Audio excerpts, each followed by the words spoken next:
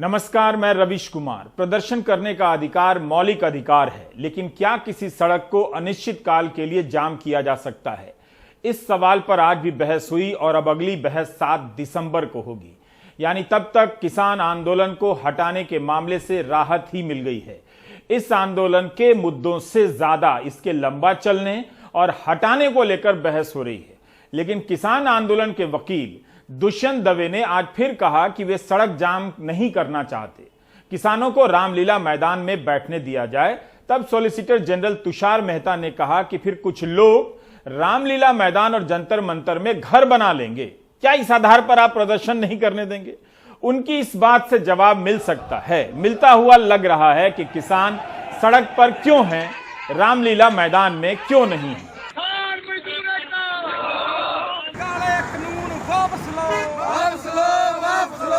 कृषि कानूनों को लेकर किसान और सरकार के बीच बातचीत बंद है। किसान नेता और उनके वकील दुष्यंत दवे अदालत और अदालत से बाहर कहते रहे हैं कि सड़क किसानों ने नहीं, दिल्ली पुलिस ने बंद की है। दुष्यंत दवे ने कहा कि 2020 में सुप्रीम कोर्ट की एक बेंच ने आदेश दिया था कि विरोध प्रदर्शन नहीं हटाया जाए।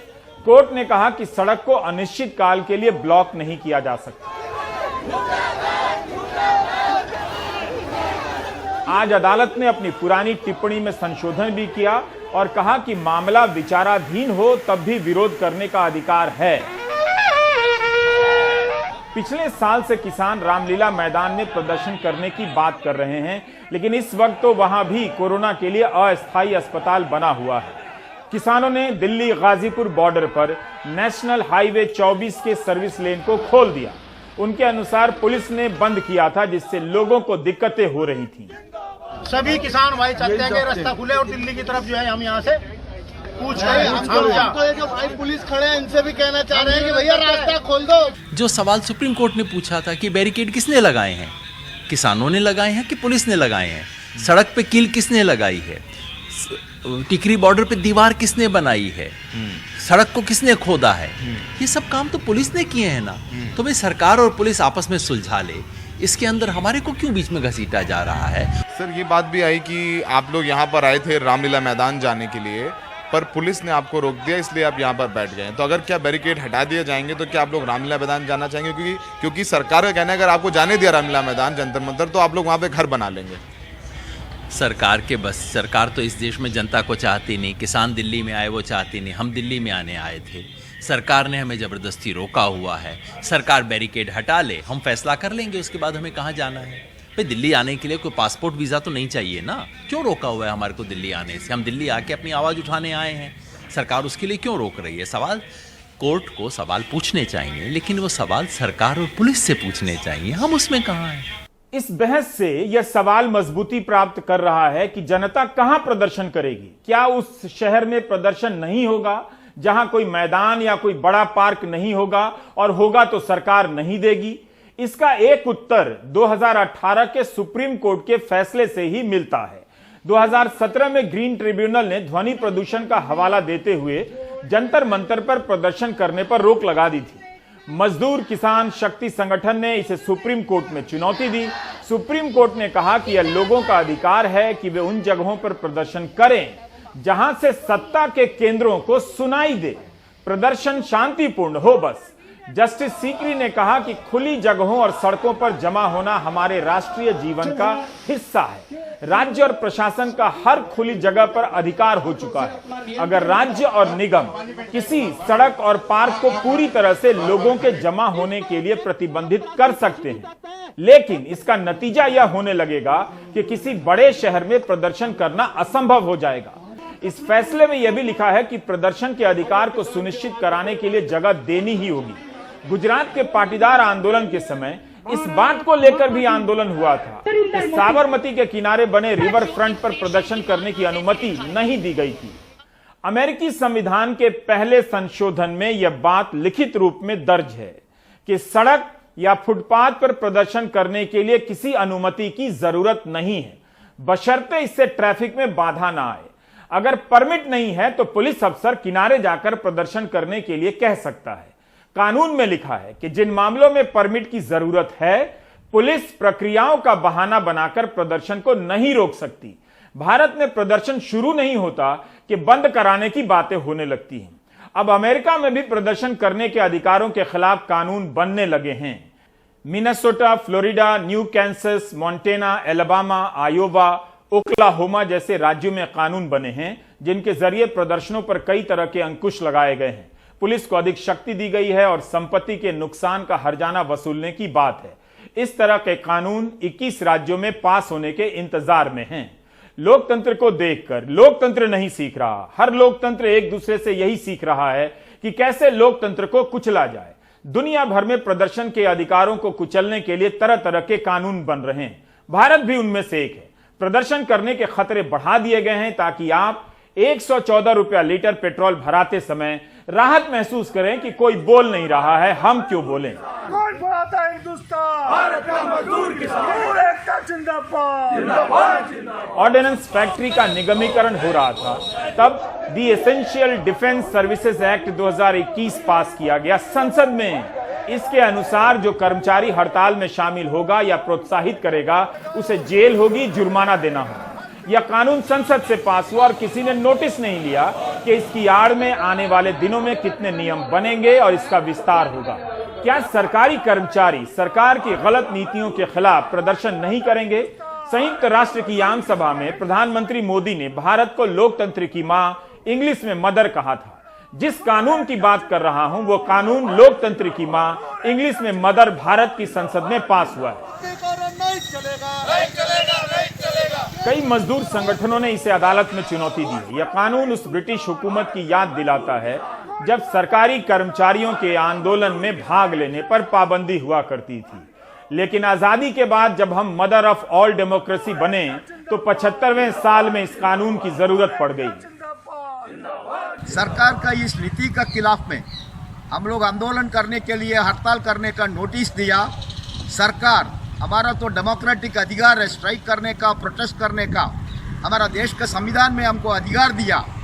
उस अधिकार को भी बंद करके एसेंशियल डिफेंस सर्विस एक्ट का नाम पर एक जंगल कानून, एक ड्रैकोनियन कानून पार्लियामेंट में पास किया। अभी हमारा लड़ाई इस दोनों मुद्दा का खिलाफ में है। हम ट्रेड यूनियन का भी लड़ाई कर रहा है।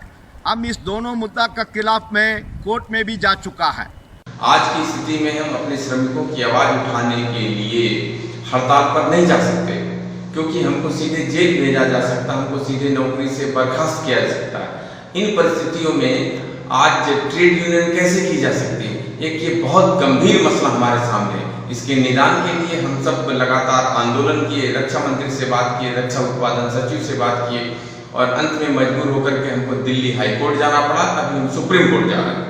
भारत में ब्रिटिश हुकूमत के दौर के कानूनों की वापसी हो रही है और ब्रिटेन उपनिवेश के लिए बनाए गए कानूनों को अपने ही नागरिकों पर लागू कर रहा है।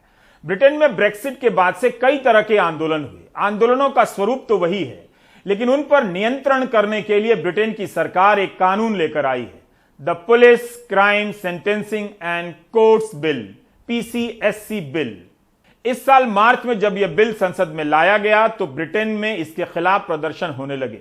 प्रदर्शनकारियों का कहना था कि बलात्कार की सजा 5 साल, लेकिन प्रदर्शन के दौरान किसी मूर्ति या स्मारक को नुकसान पहुंचाने की सजा 10 साल।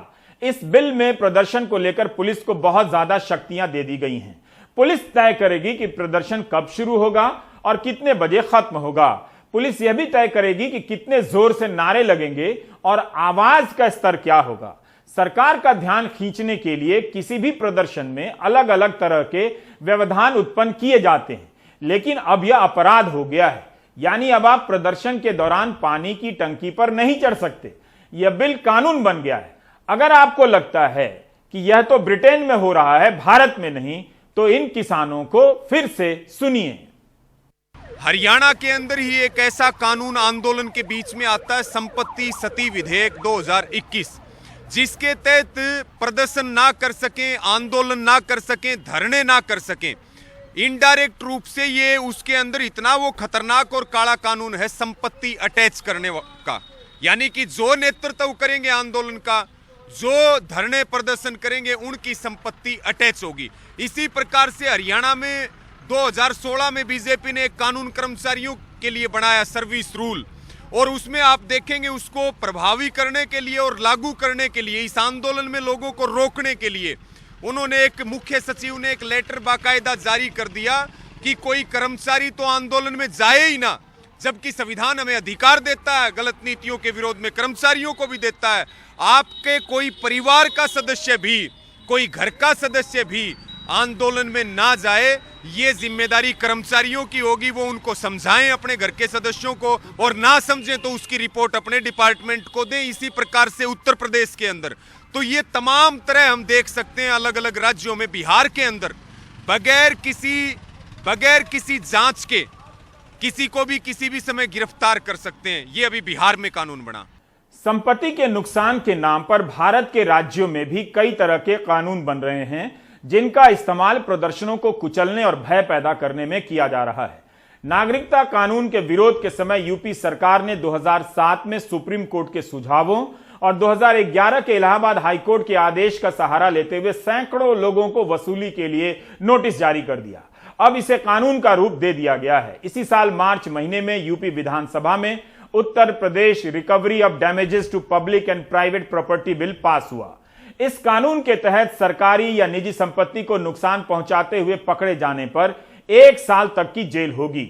दिसंबर 2019 के दौरान की मीडिया रिपोर्ट बताती है कि उस समय करीब 400 लोगों को नोटिस भेजा गया था। 60 लाख से ज्यादा की रिकवरी के नोटिस भेजे गए। यहां तक कि हिंसा के आरोप लगाकर लोगों के फोटो की लखनऊ में बड़ी बड़ी होर्डिंग लगा दी गई। यह कुछ नहीं, किसी प्रदर्शन में शामिल लोगों को अपराधी की तरफ पेश करने जैसा है, डराने जैसा है। लेकिन भारत लोकतंत्र की मां है, इंग्लिश में मदर है, इसमें कोई डाउट नहीं है। को बर्खास्त करो, बर्खास्त करो, बर्खास्त करो। इसी महीने जब गृह राज्य मंत्री अजय मिश्रा के इस्तीफे की मांग को लेकर किसानों ने रेलगाड़ियां रोकी तो न्यूज एजेंसी ANI ने एक ट्वीट किया कि लखनऊ के पुलिस आयुक्त ने अपने विभाग के अफसरों को निर्देश दिया है कि जो भी धारा 140 का उल्लंघन करे, रेल रोको में शामिल हो, उसके खिलाफ राष्ट्रीय सुरक्षा कानून NSA लगा दिया जाए। इंटरनेट सर्च कीजिए, यूपी में NSA का इस्तेमाल किसी को भी फंसाने में कर लिया जाता है। इलाहाबाद हाईकोर्ट ने कई मामलों में NSA को रद्द किया है। इस ट्रैक रिकॉर्ड के साथ पुलिस और सरकार है। शांतिपूर्ण प्रदर्शनों के मामले में इससे कहीं बेहतर रिकॉर्ड जनता का है। फरवरी 2014 में बीजेपी ने बिहार में रेल रोको आंदोलन किया था। संपत्तियों को नुकसान पहुंचाने से रोकने का कानून पहले भी था, लेकिन जिस तरह से इस कानून को सख्त किया गया और लागू किया जा रहा है, इसका मकसद प्रदर्शनों में लोगों के भरोसे को कमजोर करना है। याद रखिए, किसी प्रदर्शन के भीतर हिंसा सरकार भी पैदा कर सकती है और करती भी है। किसान आंदोलन के संदर्भ में ही सुप्रीम कोर्ट ने सरकार को चेतावनी दी थी कि ऐसा नहीं होना चाहिए। प्रदर्शन करना अगर मौलिक अधिकार है तो इसे सुनिश्चित कौन कराएगा? हरियाणा में भी इसी तर्ज पर विपक्ष के भारी विरोध के बाद भी कानून बन गया।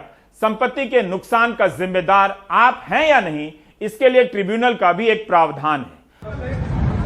जो भी हो, यहां से इससे कोई भी पैदावार इसी तरह का स्पष्ट कर देता हूं, सर छोड़ देता हूं। हरियाणा के एसडीएम आयुष सिन्हा के इस वीडियो को आप भूल गए होंगे। इसमें तत्कालीन एसडीएम कह रहे हैं कि सीधी तरह से स्पष्ट कर देता हूं, सर फोड़ देना, मैं ड्यूटी मजिस्ट्रेट हूं, लिखित में बता रहा हूं, कोई डाउट मारोगे, कोई जाएगा इसे ब्रीच करके सीधे उठा के मारना बस। संपत्ति के नुकसान की आड़ में सरकार की भाषा बदलने लगी है। कार्रवाई होने से पहले मुख्यमंत्री ने इस अफसर का बचाव किया था। बाद में मुख्यमंत्री का एक वीडियो आया जिसमें वे अपने कार्यकर्ताओं से कह रहे हैं कि लठ चलानी है। इस बयान के लिए उन्होंने अब माफी मांग ली है। कैथल में एसडीएम ने किसानों से कह दिया कि आप निर्देश का पालन नहीं करेंगे तो पांव में गोली मार देंगे। किसानों ने कहा सीने पर मार दीजिए। हरियाणा सरकार ने एक पुराने फैसले को 54 साल बाद पलटकर सरकारी कर्मचारियों को आरएसएस और जमाते इस्लामी की गतिविधियों से जुड़ने की इजाजत दी है। लेकिन इसी सरकार ने एक और आदेश पारित किया है कि सरकारी कर्मचारी किसी आंदोलन का हिस्सा नहीं हो सकते। आरएसएस में जा सकते हैं मगर आंदोलन में नहीं। और इस आदेश में यह भी लिखा है कि यह सभी सरकारी कर्मचारियों का कर्तव्य होना चाहिए कि वह अपने परिवार के किसी सदस्य को सरकार के विरुद्ध होने वाले किसी आंदोलन में शामिल होने या किसी भी तरह की सहायता करने से रोकेंगे। ऐसा आंदोलन जो प्रत्यक्ष या परोक्ष रूप से सरकार के नियमों को चुनौती देता हो। अगर सरकारी कर्मचारी इन्हें नहीं रोक पाता है तो उसकी सूचना सरकार को देगा। बाप बेटा एक ही पार्टी में और एक ही घर में रहते हुए अलग अलग पार्टी में हो सकते हैं। आईएएस अफसर कब अफसर है कब नेता है फर्क करना मुश्किल हो जाता है, लेकिन कर्मचारियों के लिए नियम बनता है कि वे अपने बेटे बेटियों के आंदोलन में जाने पर उनकी जानकारी सरकार को देंगे। क्या यह बताने की जरूरत है कि यह निर्देश कितना अपमानजनक है? क्या प्रदर्शन के मौलिक अधिकार का यह मजाक नहीं है? हरियाणा सरकार नियम 2016 के तहत अब इन्होंने लेटर जारी किया है, जिसके तहत कर्मचारी और कर्मचारी के परिवार का कोई भी सदस्य सक्रिय दलगत राजनीति में हिस्सा नहीं ले सकता।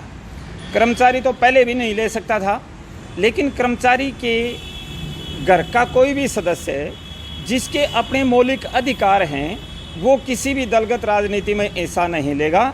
ये बिल्कुल गलत है। हमारा तो मानना ये है कि कर्मचारी जो हर चीज़ को समझता है उसको भी दलगत राजनीति में हिस्सा लेने की छूट दी जानी चाहिए, क्योंकि राजनीति देश का भविष्य तय करती है। अगर पढ़े लिखे लोग राजनीति में नहीं आएंगे तो आजकल जिस तरह से मतलब क्रिमिनल लोग राजनीति में आ सकते हैं लेकिन पढ़े लिखे नहीं आ सकते, तो हमारी मांग है ये कि पढ़े लिखे लोगों को यानी कर्मचारियों को भी दलगत राजनीति में हिस्सा लेने की छूट दी जानी चाहिए। वरना हम टीचर होने के नाते बच्चे कल हमारे से ही पूछेंगे कि लोकतंत्र का मायना क्या है। लोकतंत्र में जब आप घर के परिवार का सदस्य तक राजनीति में भाग नहीं ले सकता और कट्टरवादी संगठनों में भाग ले सकता है तो हमारा लोकतंत्र है कहाँ? सुप्रीम कोर्ट ने 1962 में बिहार से जुड़े एक मामले में अपने ही एक पुराने फैसले में कहा है कि नियम तो सरकारी कर्मचारियों को किसी प्रदर्शन में भाग लेने से रोकते हैं, लेकिन अदालत मानती है कि इससे सरकारी सेवक का मौलिक अधिकार खत्म नहीं हो जाता है। ऐसे नियम आर्टिकल 19(1)(b) के उल्लंघन ही माने जाएंगे। अब उसी बिहार सरकार ने इस साल फरवरी में कि जो लोग हिंसक प्रदर्शनों में शामिल पाए जाएंगे उन्हें सरकार स्थायी या अस्थायी नौकरी नहीं देगी। जिनके खिलाफ चार्जशीट दायर होगी उन्हें नौकरी नहीं दी जाएगी। अंतिम सत्य सरकार के पास है। वह किसी प्रदर्शन को हिंसक भी बोल सकती है और हिंसा भी करा सकती है। उस पर किसी तरह की सजा का प्रावधान नहीं है। एक तरफ प्रदर्शन को मौलिक अधिकार कहा जा रहा है, दूसरी तरफ निर्देश नियम और कानूनों के सहारे इस अधिकार को असंभव बना दिया जा रहा है। संयुक्त राष्ट्र मानवाधिकार आयोग की एक रिपोर्ट में कहा गया है कि प्रदर्शनों में जाना किसी भी परिस्थिति में अपराध नहीं होना चाहिए, लेकिन इस तरह के नियमों से खौफ पैदा किया जा रहा है ताकि नागरिक अपने मानवाधिकारों को लेकर प्रदर्शन करने से डर जाए। इसे चिलिंग इफेक्ट कहा जाता है। आपको डरने की जरूरत नहीं है। क्यों प्रदर्शन करना है? आप तो आज्ञाकारी होकर 114 रुपया लीटर पेट्रोल भरा ही रहे हैं, भराते भी रहिए। ब्रेक ले लीजिए।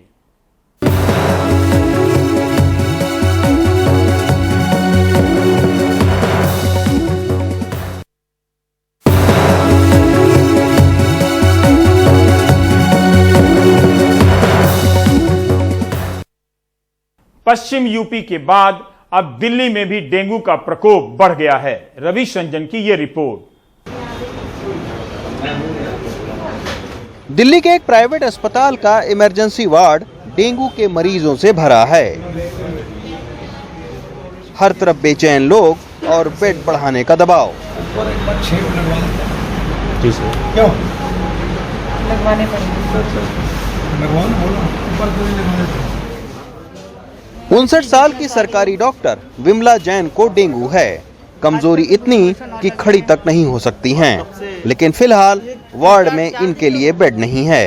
इमरजेंसी में तो इमरजेंसी इलाज के बाद बेड तो हम लोग इसकी व्यवस्था कर रहे हैं, बना रहे हैं व्यवस्था। ये मैम खुद भी बीमार हैं। ये तो डेंगू है, कमजोरी खड़ी नहीं हो पाई। डॉक्टर खुद डॉक्टर। अच्छा, और आप देखिए मैम खुद ही डॉक्टर हैं, डेंगू हो गया है, खड़ी नहीं हो पा रहे हैं, इतनी ज़्यादा कमजोरी है। अब बेड की भी व्यवस्था एक्स्ट्रा जो है वो करवा रहे हैं ताकि इनका इलाज बेहतर तरीके से हो। तो ऐसे तमाम सारे जो हॉस्पिटल हैं उसमें इस वक्त डेंगू और बुखार के जो मरीज़ हैं उनकी तादाद बढ़ रही है। आप देखिए मेरे जस्ट पीछे जो है वो एक अस्थायी बेड का यहाँ पर एक व्यवस्था की गई है और यहाँ पर भी एक महिला भर्ती है। बीते 3 दिनों के भीतर 25 से ज्यादा डेंगू के मरीज यहां आ चुके हैं। समस्या तो डेंगू बुखार आ गया, फीवर है, 4-5 दिन से बुखार चल रहा है। और ये मैम क्या फील होता है, मतलब किस चीज़ की दिक्कत? नौजिया, वोमिटिंग, पेट में भारीपन रहना, बुखार रहना, आजकल तो लूज मोशन और लगे हुए हैं। और कब से? ये 3-4 दिन तो हो गए हैं और इतनी वीकनेस आ गई है। घंटे भर के इंतजार के बाद आखिरकार विमला जैन को बेड मिला। जब प्राइवेट अस्पताल के ये हालात हैं तो सरकारी अस्पतालों की तस्वीर तो और परेशान करने वाली है। सफदरजंग जैसे सरकारी अस्पतालों में डेंगू के मरीजों का दबाव बढ़ गया है, लिहाजा मरीजों का इलाज कहीं स्ट्रेचर पर तो कहीं इस तरह से खिड़की के सहारे ड्रिप लटकाकर किया जा रहा है। यहाँ दिल्ली के ही नहीं उत्तर प्रदेश के जिलों के मरीज भी बड़ी तादाद में आ रहे हैं। डॉक्टर तो इलाज कर रहे हैं यहाँ पे, लेकिन वहाँ पे कोई जगह नहीं है, बेड नहीं मिल रहा है। It seems like it's more worse than the Covid, क्योंकि बिस्तर नहीं मिल रहा है वहाँ पे, मतलब बेड नहीं अवेलेबल है। पेशेंट तो बिल्कुल कॉरिडोर में बैठे हुए हैं। सरकारी से लेकर प्राइवेट अस्पतालों में ये हालात इसलिए पैदा हुए क्योंकि अचानक डेंगू के मरीजों की तादाद बढ़ गई। 2020 में डेंगू के मामले महज 395 थे, वहीं इस साल बढ़कर अब तक 723 तक जा पहुंचे हैं। इस साल सितंबर में जहां डेंगू के मरीजों की संख्या 217 थी, वहीं 16 अक्टूबर तक ही डेंगू के 382 मामले आ चुके हैं। डॉक्टरों की सलाह है कि बुखार के साथ उल्टी, शरीर में चकत्ते, कमजोरी और ब्लड प्रेशर लो होता है तो तुरंत डेंगू का टेस्ट कराकर डॉक्टर को दिखाना चाहिए। देखिए, डेंगू के हालात ख़राब हैं। सबसे पहले तो अस्पतालों में बहुत ज़्यादा बुखार के और डेंगू के मरीज़ आ रहे हैं। मैं ये कहना अतिशयोक्ति नहीं होगी कि अगर 70% मरीज़ के एडमिशन इस वक्त अस्पतालों में बुखार या डेंगू के कारण है। और दूसरा सवाल आपने पूछा कि किस किस का प्रिकॉशन करना। प्रिकॉशन तो बड़ा सीधा है कि आपको पानी नहीं इकट्ठे होने देना है, मच्छर का प्रजनन बढ़ना रुकना है। जहाँ जितना भी साफ़ पानी खासतौर से इकट्ठा होगा उसमें मच्छर अपना प्रजनन करता है। और मच्छर जो कौन है, एडीज इजिप्टाई, और ये क्या करता है, सुबह से लेकर शाम, खासतौर से सुबह और शाम में ज़्यादा काटता है। ये भी ध्यान रखना है अपने को। पहले कोरोना, अब डेंगू के बढ़ते मामले हमारे अस्पतालों और डॉक्टरों का दोबारा इम्तिहान ले रहे हैं।